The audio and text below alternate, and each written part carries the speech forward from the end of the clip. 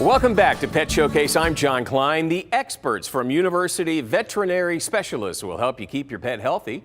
Let's welcome Dr. April Horble from University Veterinary Specialists. Welcome to the show, April. Thank you very much for having me. Now, University Veterinary Specialist is fairly new. Very, yes. We've only been open about 7 months. Let's start from the beginning. Give us a little background on yourself and then the new business. Absolutely. So I grew up in Western Pennsylvania in the Pittsburgh area.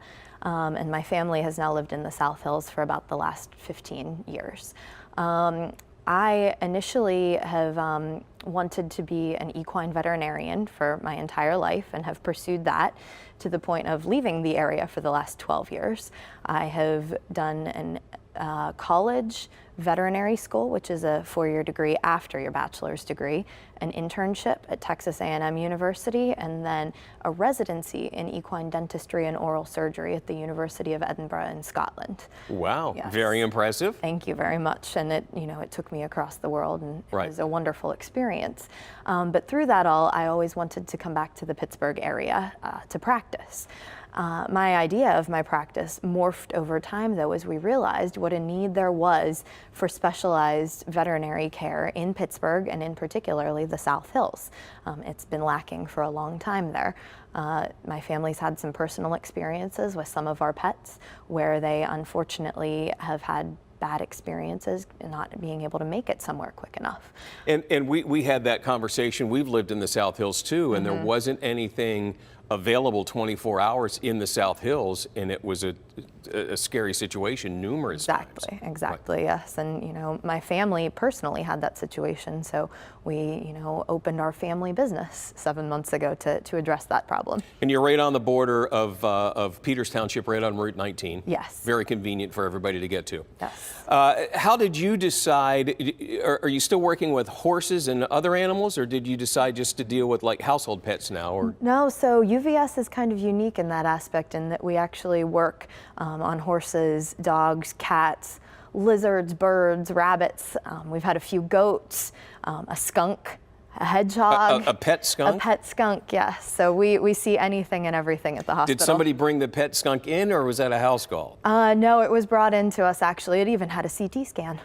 Interesting. Yes. Was that something where everybody's like, you take it, no, you take it, no, you take it? No, it was kind of funny. It was sitting on a doctor's lap like a cat in the office, and no one really realized what was going on until all of a sudden it's a skunk. Yes, Is the skunk okay now, I assume? It unfortunately is not, but we were able to help them out anyway. All right, yes. well, that's good.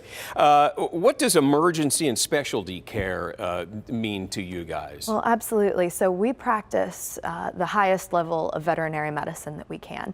We utilize special tools. We all have extensive training in whether it's emergency medicine or a specialty, which encompasses veterinary surgery, internal medicine, oncology, my specialty of dentistry.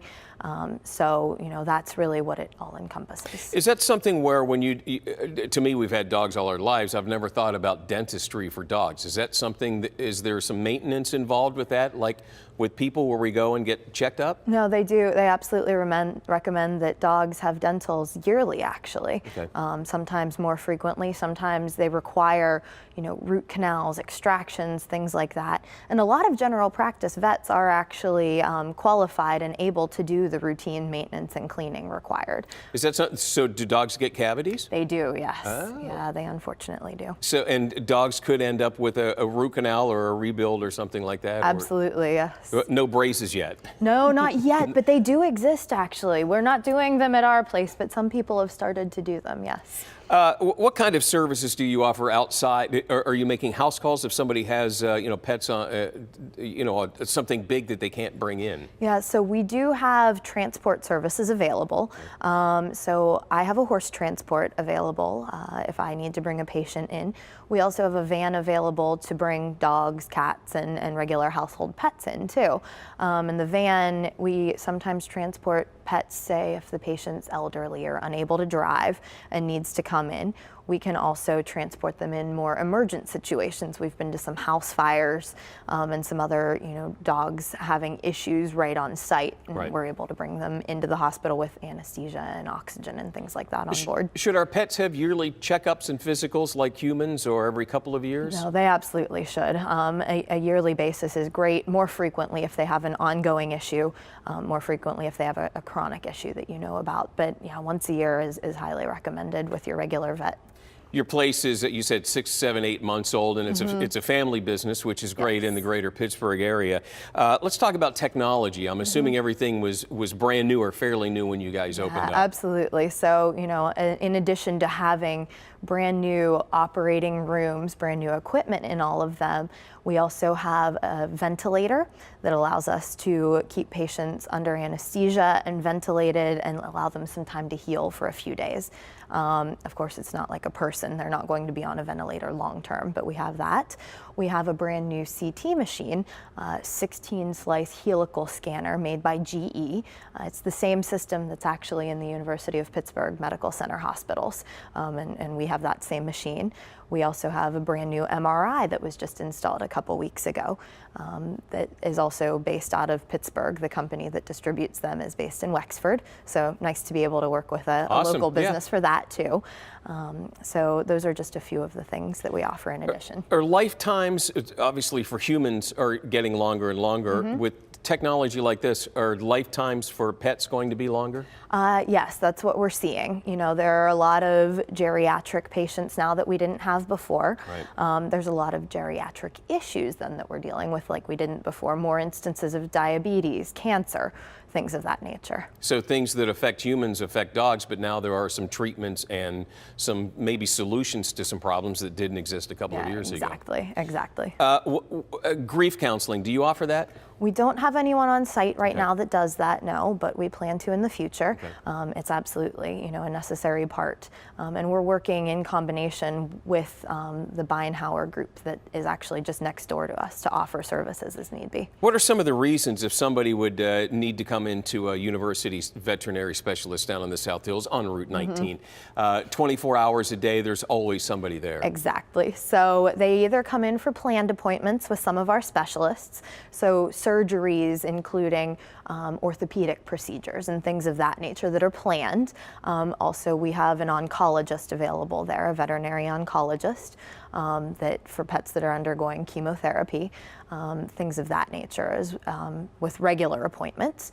Additionally, though, we're open 24 hours, as you said, so we often end up with patients in diabetic crises. We end up with patients that have eaten silly things. That's a regular occurrence, with dogs.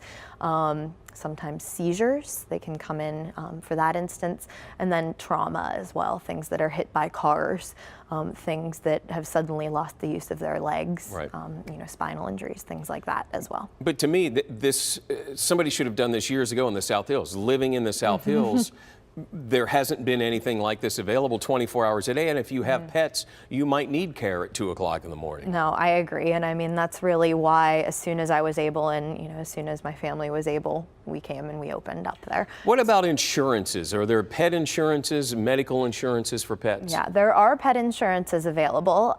They're becoming more and more common, which is great. As a veterinarian, it allows us options often to treat animals that may otherwise not be able to be treated. There are options beyond that as well, kind of credits that you can set up through certain companies as well. But pet insurance is really necessary, I think, these days. So you would recommend that for most people? I would highly recommend it, yes. I would recommend either you prepare yourself financially in case you have to, spend a large amount at some point, or obtain pet insurance. And it's something where you don't realize, and we've had surgeries on dogs, and all of a sudden, the numbers come out, and it's expensive. If you aren't planning for that, you're walking out and you're like, whoa. Yeah, and veterinary medicine's still quite affordable compared to human medicine. But still, it's still, you still have to plan. Exactly. What is the UVS Cares Foundation? Well, that's set up for someone actually that is unable to afford care or afford pet insurance. And that's set up to allow them in an instance where the pet can recover. Maybe they've had a traumatic event or a sudden event occur, and it's set up to allow them to apply to provide funding for their pets, then to have that care necessary. It's a great idea. Thank That you. is a great idea. What would you like to convey to everybody watching this morning? What's something that we can all do as a pet owner that you would recommend? I would say see your vet regularly, see your regular practice vet on a yearly basis or more frequently if you need to. And additionally then, if you're worried about your pet in an emergency type situation or they're just not acting quite right, get them to the vet sooner rather than later. I'd really like people to know that, because often we can treat them quickly in that instance, whereas if the problem's been going on for a period of time, then there's less that we can do. And it's not just dogs and cats. It's not just It's dogs and cats. skunks and lizards and anything. It's everything, yes. It's anything and everything. Thank you, Dr. Horrible. If you'd like to know more about the University Veterinary Specialists, call them 724-717-CARE or log on to uvscares.com. When we come back, we'll talk to Dr. Astrid Manning, who has a revolutionary treatment for animals with spinal injuries. That's on the way next when Pet Showcase continues. We'll be right back.